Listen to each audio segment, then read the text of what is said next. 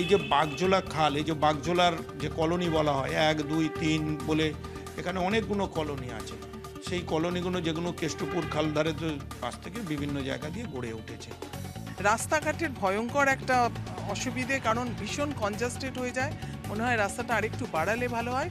আর খুব অপরিষ্কার, খুব নোংরা। আমাদের যে ব্রিজটা এখান থেকে সল্টলেকের কার ব্রিজটা হচ্ছে না, ওই রাস্তাটা উঁচু থেকে নিচে নেমেছে এবং সেখানে কিছুদিন আগে একটা সাংঘাতিক অ্যাক্সিডেন্ট, একটি ছেলে 25 মিনিট ধরে জ্বলে মারা যায়। তো এই জায়গাটায়, ওই জায়গাটাকে ঠিক করে যদি একটু পুলিশ না থাকে, ওই জায়গাটাতে কোনো পুলিশ থাকে না সাধারণত, কোনো ভিআইপি আসা যাওয়া ছাড়া।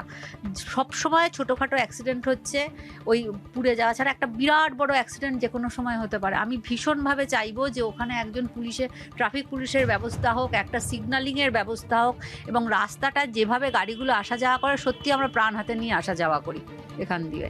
এখানে বড় বড় হাই রাইজ বিল্ডিং হয়েছে, বড় বড় কমপ্লেক্স হয়েছে, কিন্তু একটা ফায়ার ব্রিগেড নেই এত বড় বিধানসভার মধ্যে। যদি কখনো আগুন লেগে, ওই যে দেখেছেন কত বড় একটা আগুন লেগে 36 জন মারা গেছে। এখানে যে নয়নজুলি ছিল, সে নয়নজুলি তো তৃণমূল আমলে বুঝিয়ে দিয়েছে। সব বড় বড় কোম্পানিকে বুঝিয়ে তাদের জন্য তাদের গাড়ি রাখার, গাড়ির শোরুমের গাড়ি রাখার জায়গা করে দিয়েছে। বিধানসভা ভোটের আগে এখানে সাধারণ মানুষের সঙ্গে কথা বলতে গিয়ে কি সমস্যা উঠে এলো? সমস্যা উঠে এলো পানীয় জলের সমস্যা। এখানে পরিশ্রুত পানীয় জল নেই। তৃতীয় নম্বর, জল নিকাশি।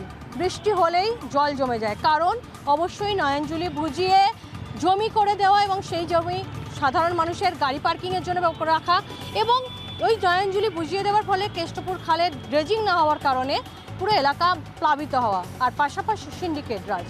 এই তিনটে মিলেই এখন সাধারণ মানুষের প্রায় নাবিশ্বাস ওঠার মতন অবস্থা। ক্যামেরায় দেবব্রত সরকারের সাথে ইক্ষা ভূঁইয়া, TV9 বাংলা, রাজারহাট, গোপালপুর বিধানসভা।